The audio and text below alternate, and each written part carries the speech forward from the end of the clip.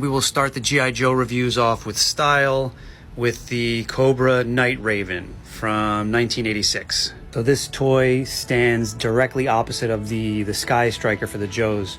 And it is based on the SR-71 Blackbird, I think. The pilot was called Strato Viper.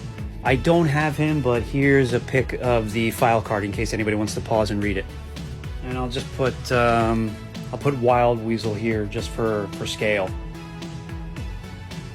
And he kind of goes, he fits the aesthetic. Quick disclaimer about my personal history with G.I. Joe. A Real American Hero toy line is by far my favorite toy line to have played with when I was a kid.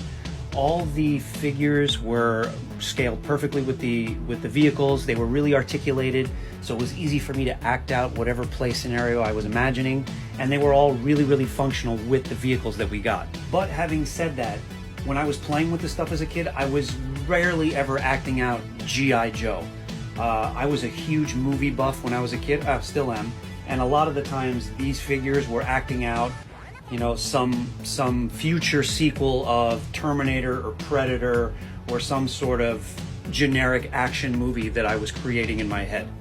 For example, Destro was always some evil android from the future. All right, first things first, we're gonna take the attack drone off the top of the jet, which is just kind of friction locked there.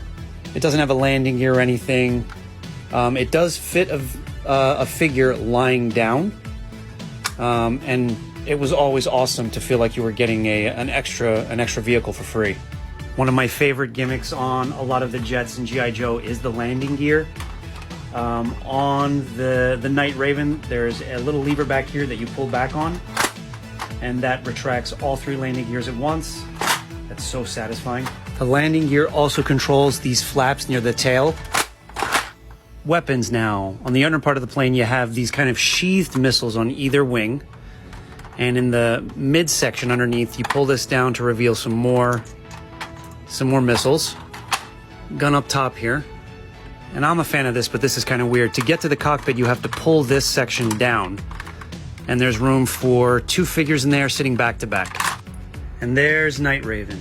Definitely my favorite Cobra jet.